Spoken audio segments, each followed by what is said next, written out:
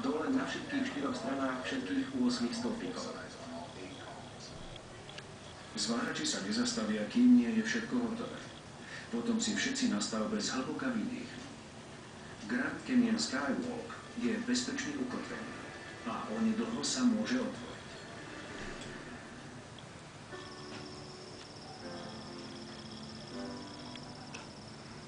Po 2,5-ročnej výstavbe a preinvestovaní $30 miliónov je v marci 2007 mostík v tvare podkovy nad Veľkým kaňonom dokončený.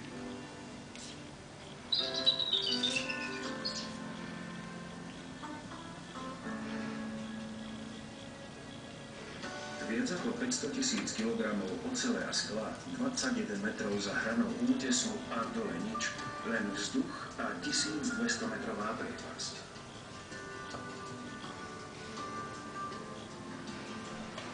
Technický zázrak, umocňujúci pohľad na úžasnú prírodnú hru.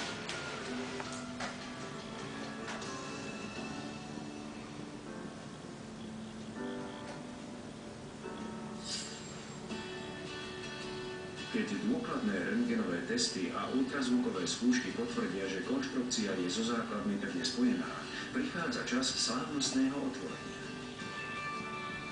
Je to hodina pravdy pre všetkých, ktorí sa nebáli riskovať a nebeský chodník zmenili na skutočnosť.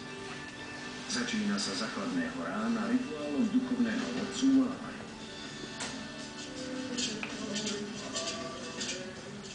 Prišli všetci príslušníci kmeňa.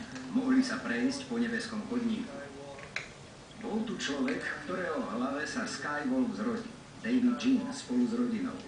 Bolo veľmi sympatické vidieť všetkých tých ľudí na jednom mieste.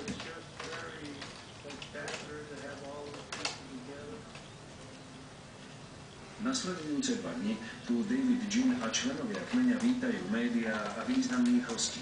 Vrátane 2 astronautov, Buzza Aldrina, druhého človeka, ktorý bol na mesiaci, a Johna Harringtona, prvého pôvodného Američana, ktorý letel do vesmíru.